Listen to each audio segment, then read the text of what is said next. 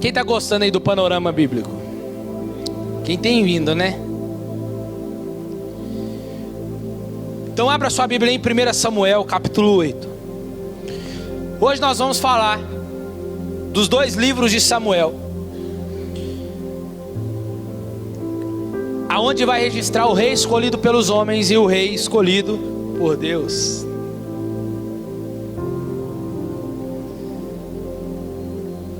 Semana passada nós falamos sobre Ruth, que foi maravilhoso, que antecedeu aí depois Juízes, e nós vamos falar um pouquinho deles aqui. Mas eu creio que Deus vai falar muito aos nossos corações nessa noite aqui. Quem encontrou?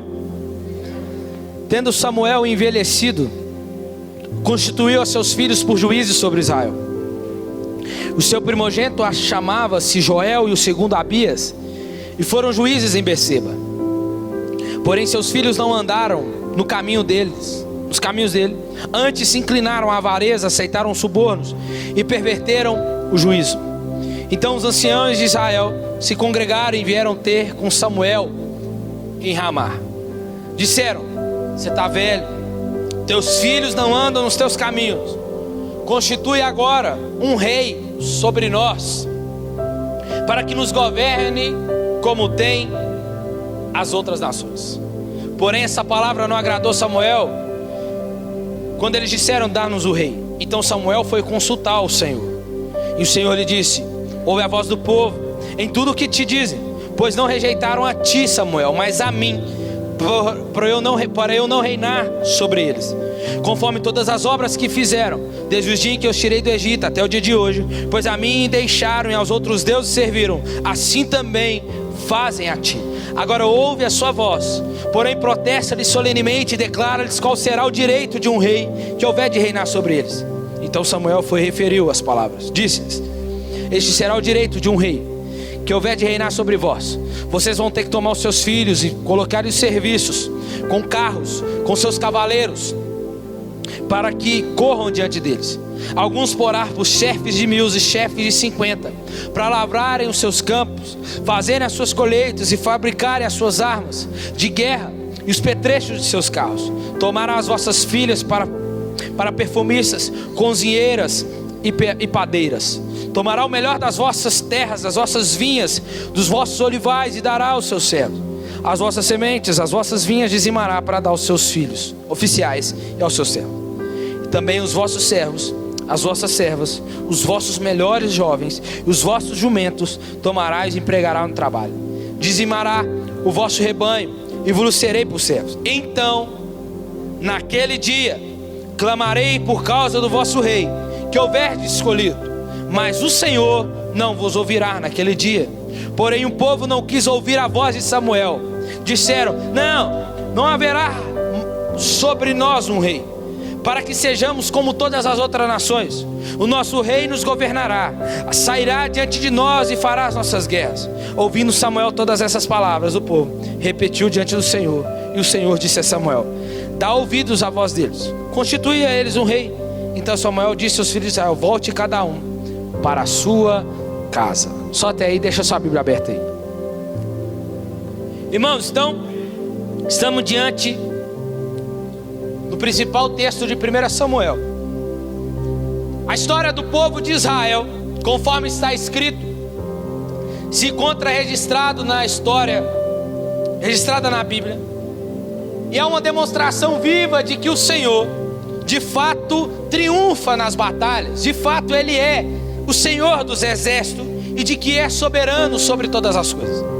As pessoas e os acontecimentos aqui registrados nas Escrituras são parte daquilo que os teólogos chamam de a história da salvação. O plano bondoso de Deus em enviar o mundo, o Salvador, para morrer pelos pecadores. Lembramos então que nós aprendemos semana passada sobre o livro de Ruth. Termina com o nome de Davi para reinar sobre Israel. Jesus Cristo, o filho de Davi, nasceu na família de Davi. Os livros de Samuel, de Reis, de Crônicas, que serão daqui uns dias, registram uma porção de pecados, de fracassos do povo de Deus. Mas também lembram que Deus está assentado no trono, e quando não lhe é permitido governar, Ele ainda assim prevalece sobre todas as coisas. Por quê? Porque Ele é o Senhor dos exércitos, e os seus propósitos serão cumpridos. Amém. Queira eu ou você ou o diabo, não, vai se cumprir. Mas vale lembrarmos de algo também importante, que no livro de Juízes diz um texto lá no capítulo 21, versículo 25, que é um texto chave, que é um vislumbre de esperança, o único vislumbre de esperança no livro de Juízes, que diz que não havia rei em Israel, e o povo fazia aquilo que era certo aos seus olhos. Então vale lembrarmos que não havia rei em Israel, e o texto de Juízes descreve para nós uma anarquia que estava havendo em Juízes. Israel não era mais um povo unido como em Josué. No entanto, é durante esses dias sombrios de Juízes que desenrola um descortinar da graça no livro de Ruth. Boaz se casa com Ruth, dá filho ao chamado Obed, que vai ser pai de Jessé, que Jessé será o pai do rei Davi. Não havia rei em Israel, mas como eu falei semana passada, Deus está tecendo a história para cumprir os seus propósitos. Deus estava trabalhando de modo a preparar o caminho para o seu servo escolhido, Davi. 1 e 2 Samuel então eram considerados como um só livro. Não era o livro primeiro, o livro segundo, era o livro de Samuel. Mais tarde eles foram divididos para melhor compreensão. O livro se chamava somente Samuel, em homenagem a este homem que Deus levantou, que nós vamos ver daqui a pouco. São dois livros separados em nossa Bíblia, porque por causa do tamanho do pergaminho, que no caso foi escrito ainda assim com uma história coerente. Quando você conclui 1 Samuel com a morte de Saul, você entra em 2 Samuel com a exaltação de Davi. Saul morre, Davi começa a reinar. É uma história que foi dividida, mas ela ainda permanece coerente. Porém, nós vamos ver que se em Juízes, no qual não havia rei, então em 1 Samuel é o livro que é o rei escolhido pelos homens. O povo de Israel pediu um rei, Deus lhe deu Saul da tribo de Benjamim. Porém o Senhor já havia preparado Davi para o trono. E em 2 Samuel então é o livro do rei escolhido por Deus. Amém até aqui? Então Samuel foi usado por Deus para o quê? Para trazer algo que não havia em Israel mais, a união entre a nação de Israel. No momento crítico da história de Israel, onde mais os sacerdotes não ouviam mais o Senhor, como Eli, Ofni e Finéias, que eram sacerdotes na casa, não ouvia mais o Senhor. Então Deus levanta Samuel para cumprir esse propósito. Samuel, que passa a ser um líder espiritual da nação de Israel, vai conduzir a ela uma unificação nacional e reconsagração espiritual. E aí nós vamos ver uma coisa certa para nós hoje aqui, uma observação para nós, que hoje em dia a igreja precisa de líderes como Samuel. Nós vamos ver daqui a pouco, que ajudem o povo de Deus a entender aonde eles estão, quem são e o que são chamados para fazer. Porque o que nós mais vemos hoje na igreja é pessoas que não sabem de onde vem, é para onde eu vou, né? De onde eu vim, o que eu estou fazendo aqui, é ou não é? Pessoas sem propósito. Mas Deus levanta líderes espirituais para que esses líderes venham ser como Samuel, ajudar o povo a entender onde são, quem são e para onde vão, que é o nosso caso que nós estamos aprendendo aqui, amém? Então vamos lá. 1 Samuel então é o rei escolhido pelos homens. Podemos ver então, depois do livro de Juízes, como que Israel precisa de líderes sábios e fiéis. Porque depois de Josué não deixou um sucessor. Depois de Josué não tinha rei, não tinha líder. Deus então vai levantar juízes dentre as tribos para poder livrar Israel. Lembra do ciclo? O povo pecava, o povo pecou, Deus usava os inimigos para oprimir, o povo se arrependia, Deus levantava o juiz e vinha a paz. O juiz morre, o povo volta de novo para o ciclo, começa a pecar e assim sucessivamente. Então Israel não tinha um líder aonde eles podiam ter um amparato como Moisés, como Josué. E aí o livro de Samuel mostra uma resposta para essa necessidade. E a história de 1 Samuel se concentra em 3 personagens: Samuel, Saul e Davi. E todos os 3 vão fazer uma transição das tribos divididas em juízes para uma unificação em Davi, como nós vamos ver daqui a pouco. Então, do capítulo 1 ao 7, nós vamos ver um caos que está instaurado. Mas do capítulo 1 ao 3, nós vamos ver Deus levantando alguém para acabar com esse caos. Começamos a ver Ana. Quem gosta de Ana aqui? Ana, que não podia ter filhos, era estéril, e pela graça de Deus ela teve um que se chamava Samuel. Consagrou ele ao Senhor. Em alegria, ela conta e expressa a sua alegria em um poema no capítulo 2. Que esse poema nós vamos falar daqui até o final da pregação hoje. É um poema que mostra Deus se opondo contra o orgulhoso e levantando e exaltando os humildes.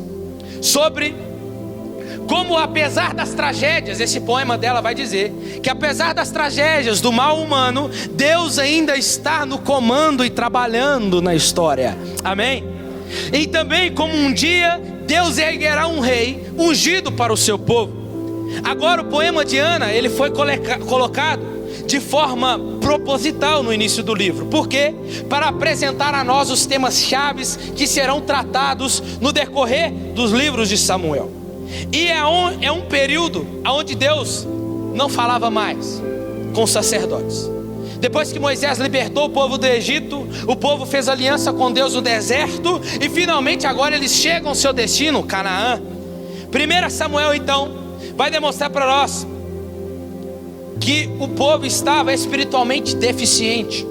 Os sacerdotes estavam corruptos. Eli e seus filhos já tinham se corrompidos, já não ouviam mais a voz de Deus. A arca da aliança já não estava mais dentro do tabernáculo. Havia idolatria e os juízes eram desonestos. Capítulo 3 de Samuel, o descortinar de uma esperança acontece. Samuel está dentro do templo e ele ouve alguém chamar ele: Samuel, Samuel. E ele corre até Eli e ele fala assim: não, vai dormir, não te chamei não. Volta de novo, vai dormir. Deus chama de novo Samuel. Ele não sabe, ele não conhece ainda a voz de Deus. Ele não sabe reconhecer quem Deus é ainda. Ele não sabe, ele está lá para servir ao Deus de Israel, mas ele ainda não tinha um contato direto com Deus de Israel. O contato direto que ele poderia ter com Deus de Israel era a partir de Eli, mas Eli não tinha mais relacionamento com Deus. Então Deus chama de novo Samuel. Samuel corre até Eli e Eli entende que é Deus que estava querendo falar com Samuel. Samuel então, ele fala para Samuel: vai dormir. Quando você ouvir chamando você de novo pela 4ª vez, você não vem a mim, mas você diz: fala, Senhor, que o teu servo ouve. E assim Samuel ouve. Samuel não sabia, mas uma coisa ele fez, porque ele sabia quem estava falando com ele. Ele sabia como que poderia corresponder a Deus, a qual ele não tinha mais contato. E Samuel falou: fala, Senhor, que o teu servo ouve.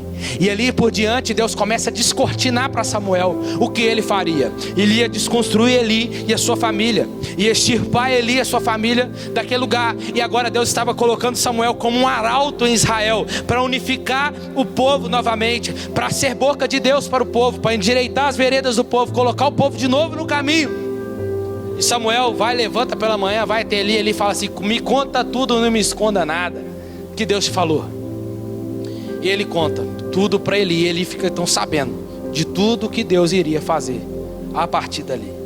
E aí, irmãos, Samuel começa a ouvir a Deus. E sabe o que é mais lindo? É que em todo o livro de Samuel, de 1 Samuel até o dia da sua morte, Samuel nunca deixou de ouvir Deus.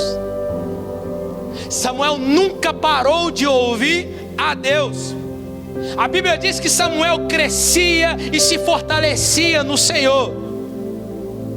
Samuel entendia uma coisa, um princípio. Samuel entendia que o que ele tinha de mais valor era ouvir a Deus. E escuta uma coisa aqui, Quantos de nós hoje, porque a Bíblia vai dizer, antes de Deus levantar Samuel, que as visões já eram raras ali, o fogo já estava quase se apagando quando Deus lhe chama Samuel. Quantos de nós, irmãos, estamos dentro da igreja, dentro do templo, mas não ouvimos mais o Senhor falar? Escuta uma coisa aqui, não é mais o Senhor, Deus continua falando do mesmo jeito, mas é nós talvez estamos como Eli, Ofni e Finéias, já estamos tão acostumados a viver uma vida religiosa, uma vida aqui de um ativismo cristão, de fazer, achamos que Deus está vendo, que Deus está ouvindo, mas tem muito tempo que nós não ouvimos mais Deus falar com a gente. E uma das coisas que Samuel não vai negligenciar é de ouvir a Deus. É por isso que enquanto ele crescia, ele ouvia a Deus. Enquanto ele se fortalecia, ele continuava ouvindo ao Senhor. Quem se acostuma com a voz de Deus, irmãos, todas as outras vozes se calam diante deles. Do capítulo 4 ao capítulo 7, vamos ver os filisteus se levantando. Em uma batalha, Israel se torna então arrogante. Em vez de pedirem ajuda a Deus, em vez de recorrerem a Deus, e aí, o que faremos como outrora eles faziam? Não, eles vão lá e pegam a arca, usando a arca como um troféu, como um amuleto. E a Bíblia diz que os filisteus vêm do outro lado lá e eles gritam e dizem: os deuses desceram no arraial. Eles se assustam, se amedrontam, mas quando eles vão para a guerra, eles ganham a guerra. Por causa da prepotência e arrogância do povo de Israel, em não levar Deus em conta, em não pedir a ajuda de Deus, os conselhos de Deus. Eles vão com a arca, então eles perdem a batalha. A arca é roubada. E quando a arca é roubada, diz a Bíblia, que quando a arca é roubada, veio um menino, melhor dizendo, a arca é roubada, Ofni e Finéias morre. Vê um menino que consegue fugir da guerra, chega correndo lá e diz: levaram a arca. A Bíblia diz que ele estava sentado na cadeira, já era gordo, já estava pesado, como diz a Bíblia. Ele cai da cadeira, bate a cabeça, quebra o pescoço. O seu filho morreu. Quando à medida que o filho morre, a mãe, o filho que ele estava esperando, Ofni, ela fica sabendo. Ela naquele momento, ela tem a luz, a criança, ela nem sente dor pelo fato de ter perdido o marido, mas ela coloca o nome do acontecimento que houve em Israel. E acabou, foi-se a glória de Deus. E aí nós temos que aprender uma coisa aqui, irmãos, que assim como Israel, muitas das vezes nós usamos símbolos religiosos, praticamos ritos, fazemos às vezes caridade, e achamos porque nós fazemos estamos salvos, achando que Deus, irmãos, muitas das vezes nós achamos assim e nos comportamos assim, nos posicionamos assim, achando que Deus é um troféu de vitória nosso, que Deus é um talismã mágico, que eu posso usar ele para ganhar qualquer coisa. Escuta, mas irmãos, fazer tal coisa, assim como Israel fez, se torna arrogância, prepotência. Escuta uma coisa que eu vou falar aqui: Deus não é propriedade de ninguém, amém? Então não tenta colocar Deus no meu quadrado, na sua caixinha, porque Deus não se limita a esse quadrado, a essa caixinha nossa. Então não queira achar que você é dono de Deus só porque você e eu oramos a Ele. Isso não nos faz ser dono de Deus. Deus não é o nosso troféu, Deus não é o nosso talismã, amém? Então por causa dessa presunção arrogante, Deus permite, então sabe o que acontece? Deus permite que Israel perca a batalha, a arca é levada, e ele e os filisteus colocam no templo. Coloca a arca lá no templo, lá, diante de Dagon. Colocou a arca diante de Dagon. Dagon se despedaça. Eles voltam lá, colocam a arca. O que está acontecendo? Quando eles chegam, está quebrado novamente. Eles veem o quê? Que a arca que fez isso. Deus destruiu o Deus deles, não está. Sabe o que é que Deus vai fazer depois? Deus começa a mandar pragas nos exércitos, para ferir os exércitos, começa a matar eles. E os filisteus não queriam mais a arca lá, porque eles sabiam pelo ato que eles fizeram, a arca foi levada, e agora eles querem devolver. Escuta uma coisa aqui, irmãos, que nós podemos aprender com isso aqui, com essa pequena história. É para nos ensinar que Deus não é troféu e nem amuleto de Israel e nem de ninguém. E que Israel precisa, assim como eu e você, igreja, precisamos permanecer humilde e obediente se quisermos ser a bênção da aliança firmada no Calvário. É Deus nos mostrando quando Ele derrota o Deus deles, quando Ele derrota os inimigos, o exército deles. É Deus nos mostrando que Ele não depende de nada, que Ele não depende de nós, de quando se trata da sua glória, de quando se trata do seu nome, Ele mesmo é o primeiro a se responsabilizar. Porque é o nome dEle, porque é a sua glória, e a outro Ele não dá. Mas é para nos ensinar que precisamos aprender a levar a Deus em conta. Precisamos levar a Deus em conta. O povo não pediu ajuda ao Senhor e olha o que sucedeu. Precisamos aprender a colocar Deus em conta na nossa vida. Do capítulo 8 ao capítulo 31 que nós lemos, vemos então a última sessão de 1 Samuel, a ascensão de Saul e os seus fracassos, e depois vai resultar na sua queda. Do 8 ao 10, todos os israelitas agora vão chegar a Samuel, que nós falamos. E aí, Samuel, bom ou não? Bom. Deixa eu falar para você uma coisa. Nós queremos um rei. Mas por que vocês querem um rei? A gente quer um rei que é guerreiro, que vai vencer as nossas batalhas, que é igual às outras nações, que vai adiante de nós. A Bíblia diz que Samuel vai ficar irritado, vai falar, olha, diferente do povo, o que Samuel vai fazer? Samuel poderia bater a mão no peito e falar assim: eu vou ser o rei sobre vocês, a partir de hoje, vocês querem? Eu vou ser. Samuel poderia fazer assim: vamos escolher então, vamos lá, vamos pegar todas as tribos, coloca os melhores guerreiros, nós vamos decidir quem é o rei. Mas não, Samuel sabia do princípio de quê? Porque ele ouvia a Deus, então ele foi pedir a opinião de Deus. Samuel, diferente do povo, levou Deus em conta. Deus, o povo quer um rei, e aí, o que o senhor tem? Eles querem um rei? Dê a eles. Só que mostra para eles que os motivos que eles querem são totalmente errados.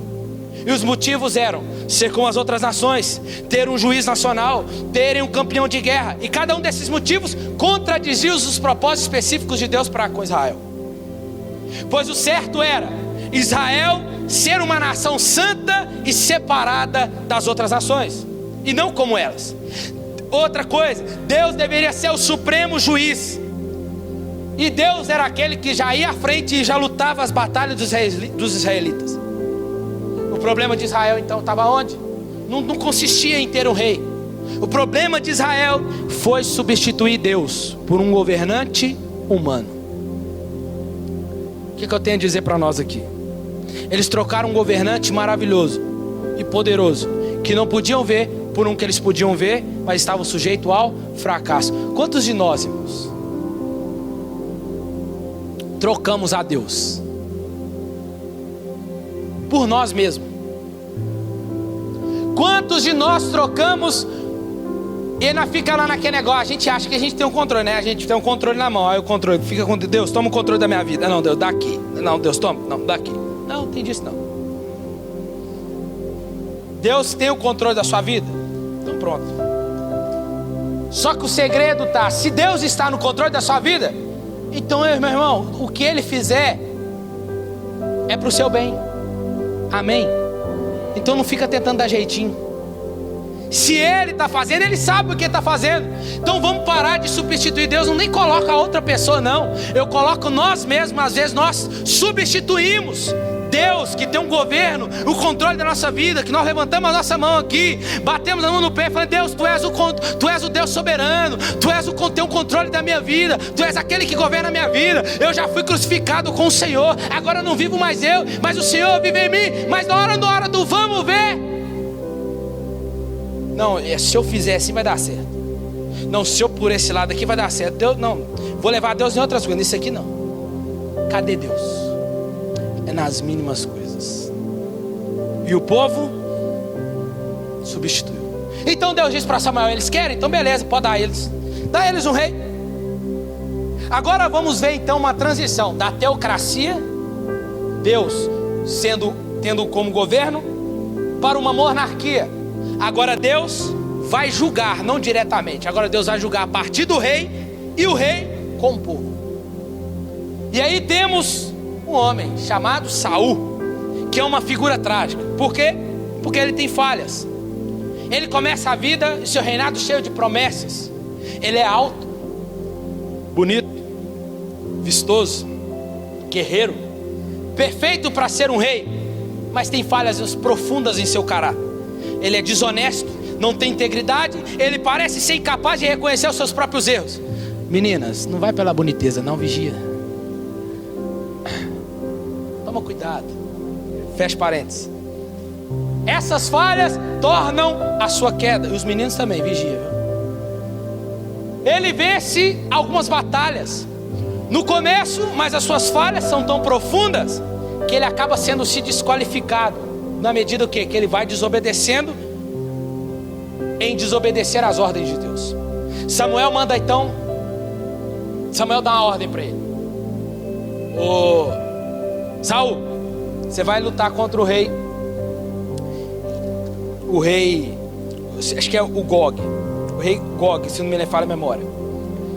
Só que você vai fazer um negócio, você vai matar todo mundo. Você vai matar o rei, você vai matar os animais, você vai matar as crianças, vai matar tudo. Não é para sobrar ninguém. Saul, demorou. Passa as horas, Samuel está voltando para conferir. Samuel volta. Ué, você está conversando com esse rapaz aí? Não era para você ter matado ele? E aqueles animais ali, Saul, não era para você ter matado ele? Não, mas tipo assim, né? Olha o jeitinho. Não, mas tipo assim, dá pra gente ter um relacionamento legal aqui. Os animais, olha Saul, olha o nosso jeitinho de crente. Não, Samuel, calma. Esses animais vai servir pra gente fazer sacrifício ao Senhor. Calma, a gente vai dar um jeito. Fica tranquilo. Saul tá igual eu e você, tentando justificar os erros com os erros. Não, mas por quê? Não, mas por quê? Aí, outrora, o que Samuel vai fazer? Samuel pega a espada de Saul, mata o rei, mata os animais. Acabou o assunto, é para fazer o que Deus mandou. Aí, era dia de sacrifício. Samuel fala com Saul: calma que eu vou subir para sacrificar. Isso aqui é lindo, irmão. Escute isso aqui. Saul não pode oferecer sacrifício. Quem poderia oferecer sacrifício é só Samuel. Por quê? Porque quando Saul foi ungido rei, olha isso aqui. Quando Saul foi ungido rei, ele recebeu duas unções. Ele foi rei e foi profeta. Porque no capítulo 10 diz que o Saul profetizava. E aí nós vamos ver que Saul então era rei e profeta, mas não era sacerdote. E só quem poderia oferecer sacrifício era sacerdote. Samuel era profeta e era sacerdote, ainda era o último juiz, mas não era rei. Então Samuel vai chegar. Quando ele chega, Saul tá lá, ó, colocando fogo no bichinho, dizendo que está oferecendo ao Senhor. Quando Samuel chega e fala: rapaz, o que você está arrumando? O que você está fazendo aí? Isso não é para você fazer. Saul vai falar: não, mas você demorou. Aí eu fui dar o meu jeitinho. Não, é para Deus, não tem problema, né? Tem até cara de crente, né? Tem até cara de Deus, mas não é de Deus. É aí Samuel vai explicar para ele: ô Saul, se porventura um homem pudesse portar sobre as suas costas essas três glórias, esses três ofícios, eu seria o próprio rei, Saul. Por quê? Porque eu já sou sacerdote e sou profeta. Mas um homem não pode portar essas três glórias, Saul. Você é profeta e rei, mas não é sacerdote. Nenhum nascido de mulher, Saul, pode carregar essas três glórias. Então Deus diz para Samuel: Senhor Samuel, fala para ele que eu acabei de rasgar o reinado dele. E Saul talvez poderia perguntar: mas por que, Samuel? Sabe por que, Saul, Deus está fazendo isso? Porque somente um vai ser rei, sacerdote e profeta. Somente um vai ser rei, vai ser sacerdote e vai ser profeta, Saul. é Jesus o Messias.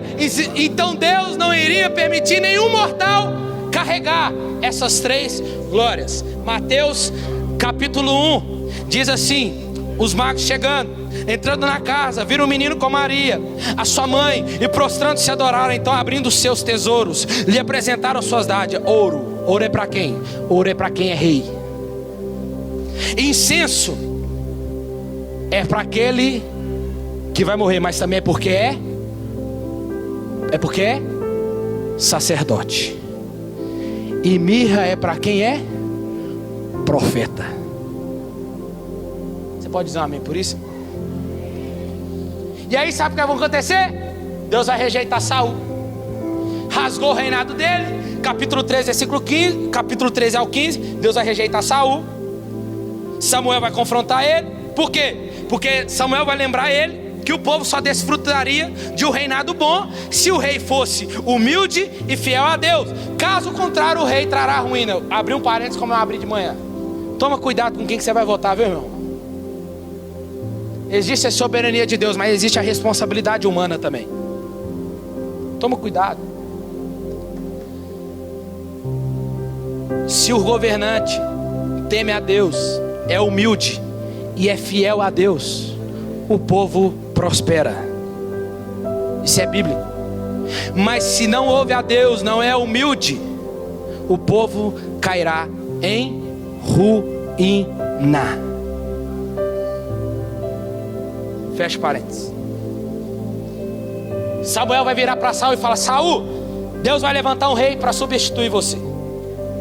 E assim começa a queda de Saul. Saul começa, Deus então retira o espírito dele, coloca um espírito maligno, pode ser demônios mesmo, colocou para atormentar Saul. Saul fica sabendo que tinha um menino na casa de Jessé chamado Davi, que tocava harpa. Só que nesse tempo, o que aconteceu? Samuel, no capítulo 16, está chorando porque Saul caiu. Deus vira para Samuel: Samuel, você vai ficar até quando chorando? E me engana aí por Saul: eu já o rejeitei no coração. Vai à casa de Jessé porque eu tenho um menino lá. Agora é Deus dizendo assim, ó: eles escolheram do jeito dele, agora eu vou mostrar como é que escolhe. Aí vai até lá, Jessé vai, passa todos os filhos: Eliabe, o primogênito, Abinadab, Samar, Natanael, Radai, Assã, Eliú e Davi. Passa, Samuel unge, separa ele, você vai ser rei, viu, menino? Mas fica tranquilo que vai demorar um pouquinho. Aí passa-se o tempo, Davi é chamado, vai para onde? Olha Deus construindo a história para que Davi apareça. O espírito maligno lá atormentando, ele sabia que só um tocava a harpa. Quem vai lá tocar?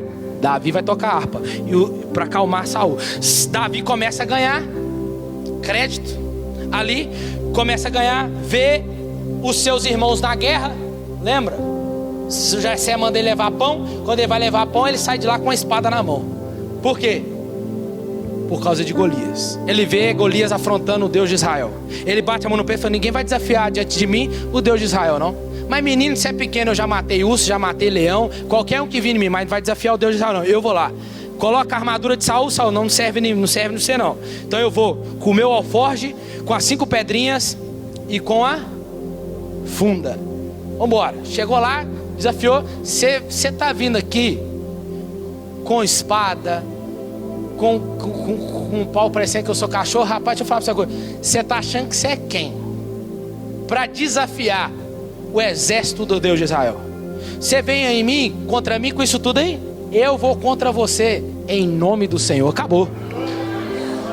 Aí acabou, irmão. Sabe o que isso demonstra? Demonstra a diferença de Saul para Davi. Aí já começa. O caráter de Davi demonstrava a confiança que ele tinha no Senhor. E aí, bastou uma pedrinha, caiu ao chão. Davi pega a espada, corta o pescoço, embanha a espada, leva embora e vai embora.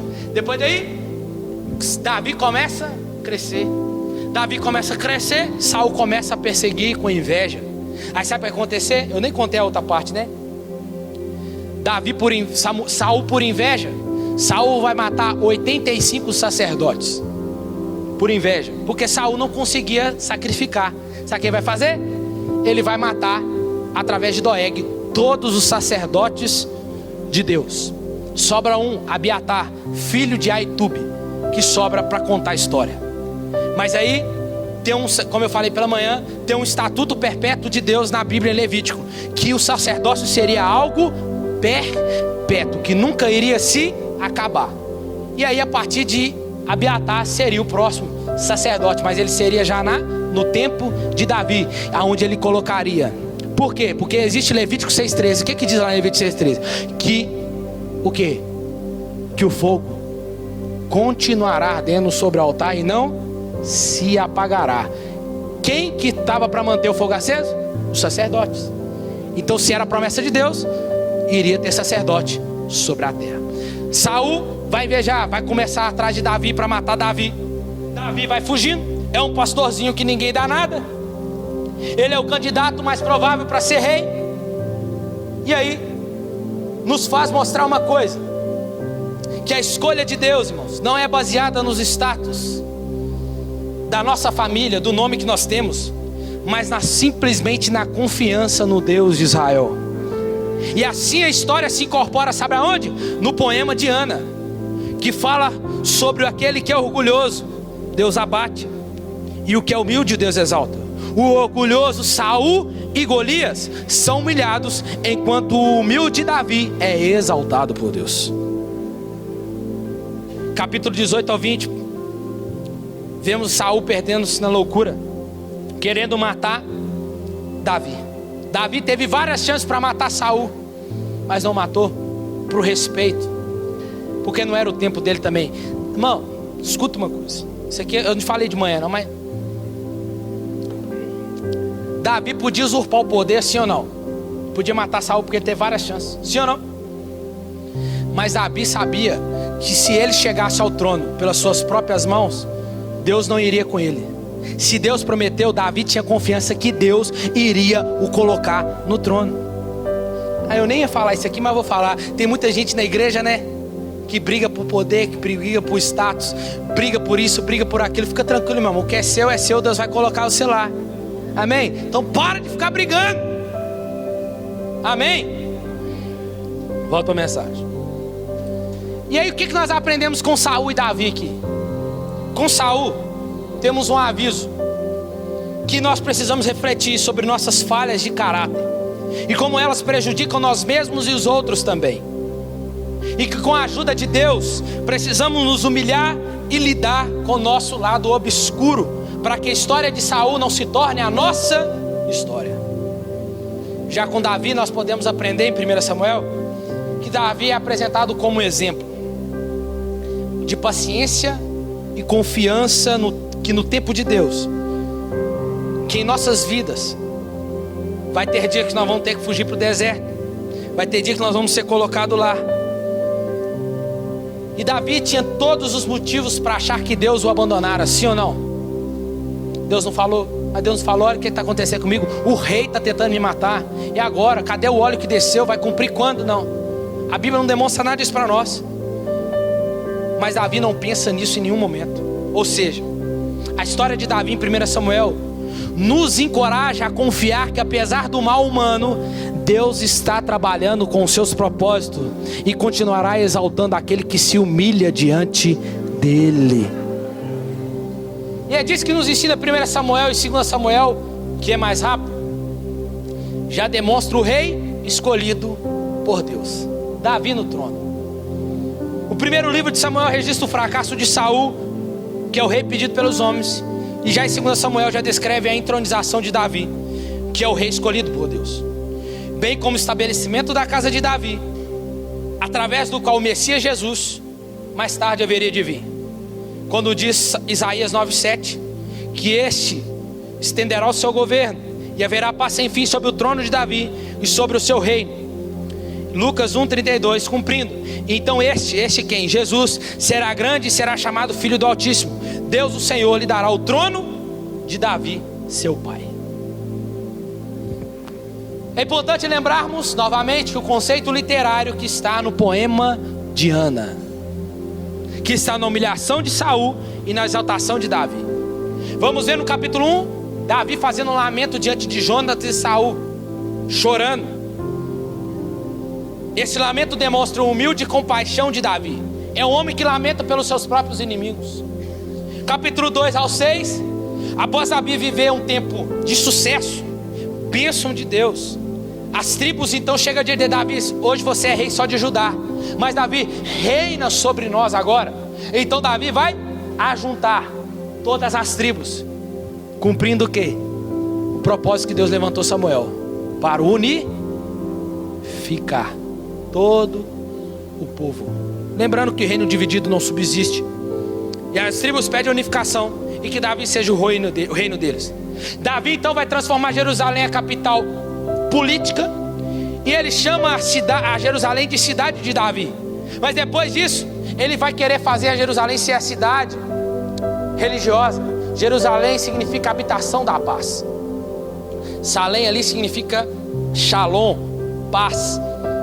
Significa então habitação da paz. Jerusalém foi para onde Davi leva a cabeça de Golias também. Jerusalém é onde Jesus pediu os apóstolos para ficar até o dia que eles fossem revestidos de poder. E a partir dali eles iriam começar. E a nossa casa nova chama como? Nova Jerusalém. Tudo aponta para um futuro, irmãos. Tudo. E aí, nós vamos ver uma coisa. Davi então vai chamar, vamos buscar a arca. A arca está na casa de Abinadab, bora lá buscar. Eles vão buscar, pega os carros de boi, coloca a arca no carro de boi. A arca, os bois tropeçam, a arca vai cair. O rapazinho lá chamado Pérez coloca a mão e é fulminado na hora.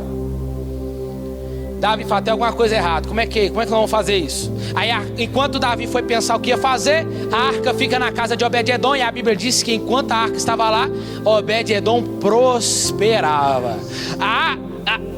Entenda uma coisa, Obed-edom não prosperava, não é porque a arca estava lá. Obed-edom prosperava porque ele sabia o que estava lá. A presença de Deus. Não era qualquer coisa. E aí, Davi, eu acredito que Davi correu diante dos sacerdotes. Como que a gente carrega a arca? Como é que nós vamos trazer? Então, sabe o que aconteceu? Porque vocês carregaram no carro de boi. Carro de boi não é para carregar a arca. Quem deve carregar a arca? É sacerdote e levita. Então bora lá buscar? Bora. Aí para que carregar dos ombros? Foi buscar. E a Bíblia diz que Davi, então, quando ele está chegando em Jerusalém, ele despe das suas roupas nupciais, coloca um pano de saco de linho diante dele, mostrando a sua humildade. E enquanto isso a arca vai entrando, ele ia dançando, louvando ao Senhor, glorificando a Deus. E aí Jerusalém passa a ser a cidade, a capital política, mas também a capital religiosa. E aí, irmãos, entra o capítulo 7 de 2 Samuel, que é o capítulo marco de todo o livro de Samuel. Por quê? Porque esse capítulo é a chave que aponta para um reino sem fim, um reino messiânico. Davi vai orar a Deus. Quando ele ora a Deus: Deus, eu quero construir uma casa para o Senhor, eu quero construir uma arca para o Senhor, meu desejo é esse, deixa eu construir. Desejo maravilhoso, desejo coerente, sim ou não? De um homem temente a Deus e confiante. Mas Deus vai dizer para Davi: não, Davi, não, muito obrigado. É eu que vou construir uma casa para você, uma dinastia. A partir de você, Davi, vai vir grandes homens. Mas escuta uma coisa, capítulo 7 de 2 Samuel é o capítulo central para compreendermos o enredo de toda a Bíblia, irmão. Daqui em diante vai começar tudo a fazer sentido mais ainda para nós. Nesse momento Deus fez a promessa a Davi, que através da sua linhagem um rei viria um futuro rei, que constituiria um templo de Deus. Não é Salomão. Por que não é Salomão? Porque aqui esse rei estabeleceria um reino que é eterno, e o Salomão não é um rei eterno. Essa é uma promessa então que aponta de uma forma messiânica a Davi, que é firmada e desenvolvida no livro de Salmos e dos profetas. Esse rei que viria ligado à promessa de Deus feita a Abraão, o futuro rei messiânico, será a maneira como Deus irá tratar para trazer as bênçãos para todas as nações prometidas lá em Abraão. Irmãos, o palco da história. Se em Juízes nós conseguimos ver embaçado o Messias, em Ruth nós já começamos a ver um descortinar. Mas em 1 Samuel e 2 Samuel, nós já começamos a apontar de longe uma sombra de um judeu pequeno, com os olhos, com o rosto meio queimado, apontando lá no final. Por quê? Porque anuncia que ele está chegando. O Messias vai aparecer. Começa aqui. E aqui nessa bênção divina, as coisas começam a apertar. Por quê? Porque aí começa, né? Por que Davi cai, irmãos? Para mostrar para nós que o único que seria perfeito se chama Jesus Cristo. Um reino que não teria fim. E o de Davi começa a ter fim. Por quê? Porque ele vai para Laje. E lá ele vai avistar a mocinha lá. É atraído pela moça? Quem é ela? Manda vir cá. Se deita com ela, engravida ela, manda uma carta pro exército, coloca Urias na frente para matar, para ele morrer. Ele morre. Ele toma a mulher de Urias, fica para ele, beleza. E achou que ia ficar barato. Samuel já morreu. Certo dia Natan levanta, Deus, vai até a casa de Davi. Então eu vou bater um papo com ele. Mas chega lá, Natan, e conta uma historinha para ele. Natan chega. Ô Davi, deixa eu te conversar com você um negócio aqui. Tem um rapaz que ele é muito rico. Tem muitos bois, tem muitas vacas, tem muitos gados. E tem um que não tem quase nada. E o que ele tinha, esse que é rico, tomou tudo que ele tinha. Davi, você como rei, o que você faria com ele? Que esse que tomou, que não tinha quase nada. Davi bate, estufa o pé e fala: rapaz, eu mataria. Eu cortaria o pescoço. Natan dá um sorrisinho de lado. Então, Davi, prazer. E esse é você. Você matou e adulterou. Você é um assassino e um adúltero. E a espada de Deus não se apartará da sua casa. E a Bíblia diz que Davi vai se humilhar. Aí entra o Salmo 51. Quando ele começa a orar: cria em mim, ó Deus, um coração puro, um espírito reto, e não retire de mim o teu Espírito Santo. Lembra que Davi entendia. Mas entenda uma coisa, para a gente entender, que Deus não vai apartar a consequência. Ele perdoa, mas a consequência Ele não tira. Irmãos, não existe aquilo que é errado para a gente dar um jeitinho. Cuidado com as janelinhas da onde você tem avistado o seu pecado. A Bíblia diz que do pecado, que é a imoralidade sexual, do pecado, a gente não fica resistindo a ele, não. Você é fraco. E reconheça que eu e você somos fracos. Do pecado a gente tem perna para quem tem. Mas do diabo a gente resiste a ele. É o diabo que a gente resiste. Mas do pecado você corre, igual José fez. Davi não. Davi ficou lá. Cuidado com as janelinhas da internet, do Instagram, do Facebook, da mocinha do lado do trabalho, que senta do lado da sua mesa. Cuidado, hein? Cuidado, não vai matar ninguém não, viu? E a gente acha como Davi, vai ficar impune, mentindo.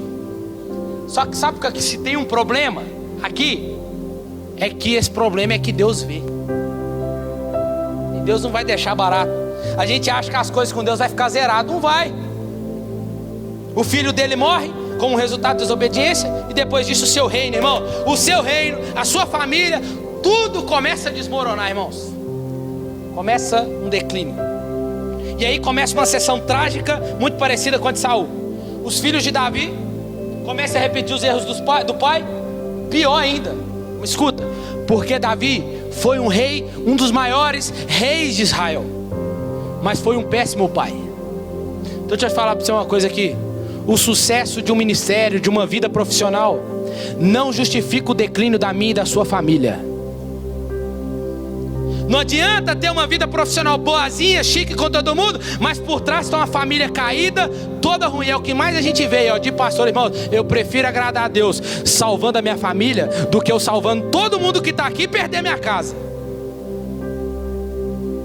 Cuida da sua família, cuida da sua casa.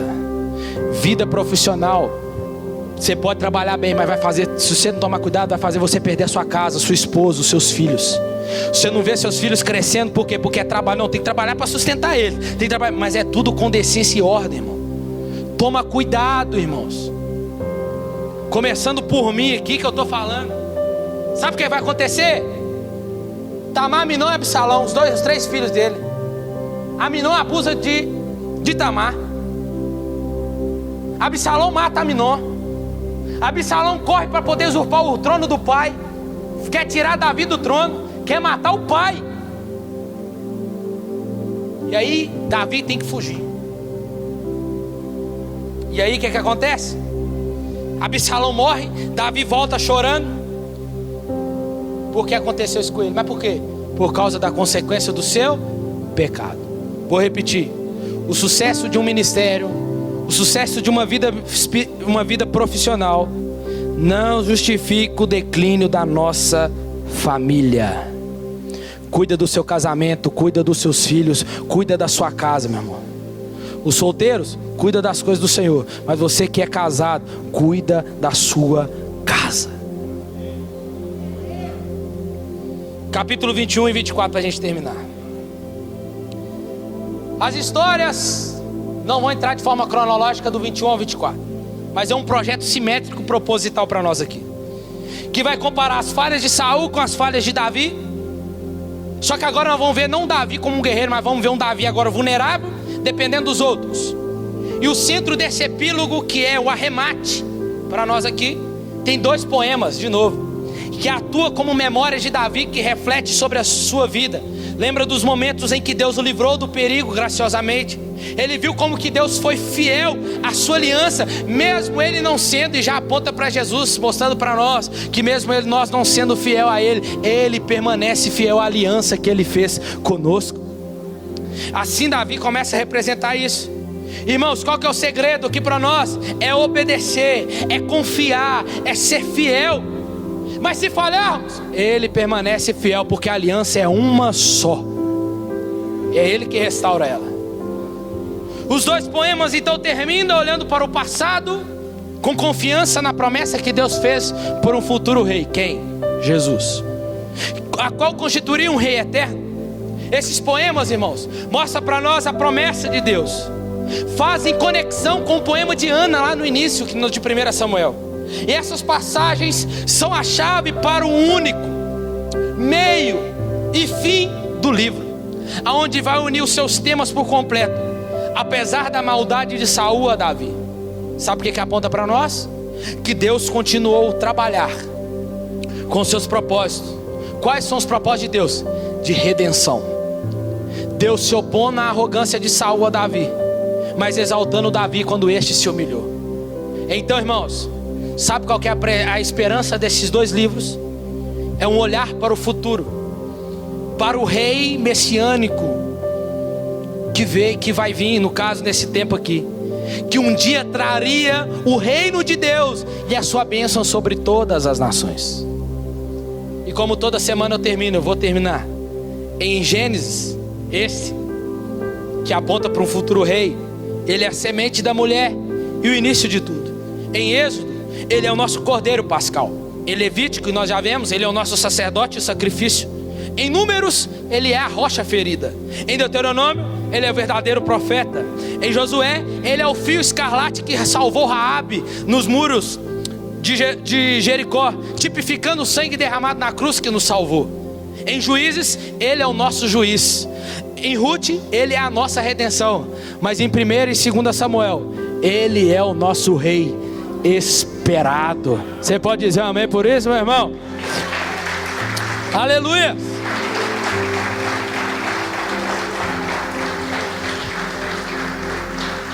Temos exemplos então de reis escolhidos por Deus e por homens, mas ambos falharam. Mas aquele que veio e que há de vir é para onde deve estar o nosso olhar. E assim como ele andou, nós também devemos andar. Eles esperavam o rei, o Messias vir. Nós já esperamos o rei, aquele que é rei, e não só rei, mas rei dos reis, voltar. Fica de pé no seu lugar.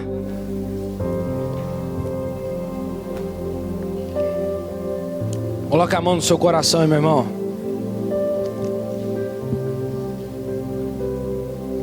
Pai, em nome de Jesus, nós queremos te agradecer nessa noite pela tua palavra, Senhor, que veio ao nosso coração, ó Deus, sem olhar a quem,